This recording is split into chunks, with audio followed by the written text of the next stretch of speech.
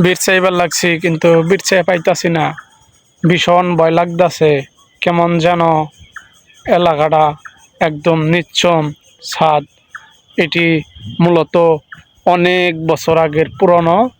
এই সন্ধ্যা হইলে এই জায়গায় আর কি কোনো কিছু বোঝা যায় না, অন্ধকারে খালি কোথার থেকে যেন শব্দ আসে, কিন্তু বিরচায় পাওয়া যায় না। আর এই জায়গায় একলা আসলে পদে তখনই মনে করেন যে ভীষণ ভয়ে তখন মানুষে মনে করেন যে কোথায় যাবে, কোন দিকে কি করবে, তা কোনো কিছু বিরচায় ঠিক পায় না। তখন এই জায়গায় এসেছিলাম ঘুরে দেখতে দেখতে, এসে দেখি যে এরকম ঘটনা মানুষের সাথে হয়।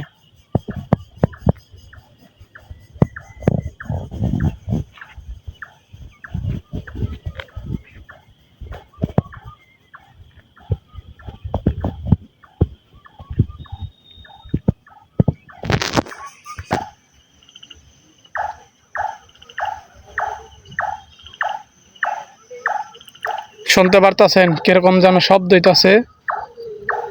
প্রচন্ড ভয় লাগতেছে এই জায়গায় এসে দেখি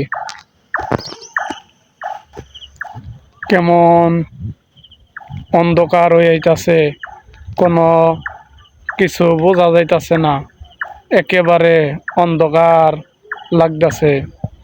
এখন ঘুরতেছি আর দেখতেছি, আর ভয়ে কেমন যেন শরীরের পশম দাঁড়ায় উঠতেছে, কিন্তু কোনো কিছু দেখতে পারতাছি না। এখন সামনে এগিয়ে যাব, চলেন। আর রাস্তা খুঁজতেছি, কিন্তু রাস্তা খুঁজে পাইতাছি না, খালি হাঁটতেছি। এই জায়গায় এসে কোন দিক দিয়ে বাইরাবো, কোন দিক দিয়ে যাব, তার কোনো কিছু বুঝে উঠতে পারতাছি না। এদিক দিয়ে একটু ফর্সা ফর্সা লাগতেছে, এদিক দিয়ে যায় দেখি রাস্তা খুঁজে পাই কিনা। এখন কিরকম যেন ছাদের উপরে নিশ্চুম, একেবারে নিলবিলি, কোনো সারা শব্দ নেই। কোথার থেকে যেন চিল্লানের শব্দ পাওয়া যায়, কিন্তু কোনো কিছু দেখা যায় না। ভাঙ্গা ছাদ, মূলত 4 তলা ছাদের উপরে ভাঙ্গা। এটি নাম হইল সাইট।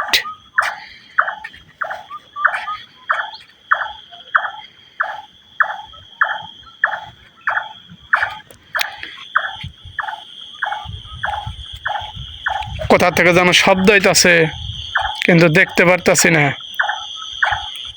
খালি ঘুরতাছি।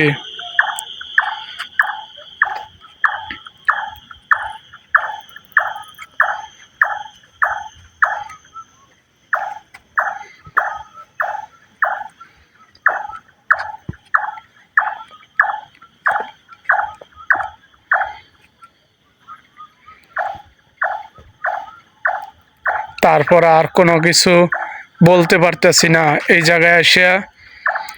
তারপর এখানেই চুপচাপ বইসা রইলাম।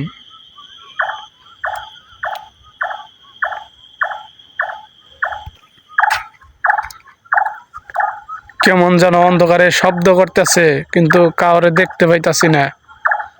কেমন যেন ভীষণ ভয় লাগতেছে। এদিক দিয়ে করতে করতে এক পর্যায়ে সামনে দেখি সিঁড়ি আছে, সিঁড়ি দিয়ে তারপরে যে নামতে লাগলাম। এই যে সিঁড়ি দিয়ে যাইতেছি, আর কেমন যেন ভীষণ ভয় লাগতেছে। এখন এদিক দিয়ে বাইরে যাইতেছি, বাইরে যাওয়ার পরেও কেমন যেন ঠান্ডা বাতাস আইসা শরীরের মধ্যে পিরপির পিরপির করে লাগতেছে। একবারে শরীরের পশম শীতে যেমন দাঁড়ায় যায়, ঠিক এরকম দাঁড়ায় যাইতেছে। তো এ পর্যন্তই, তারপর আর কোনো কিছুই বলতে পারিনি। এ পর্যন্ত এসেই আজকে এ পর্যন্তই। আমাদের চ্যানেলটিকে লাইক আর কমেন্ট আর সাবস্ক্রাইব করে দিয়েন গাইস। আর পরবর্তী ভিডিও দেখতে চাইলে কমেন্ট করেন।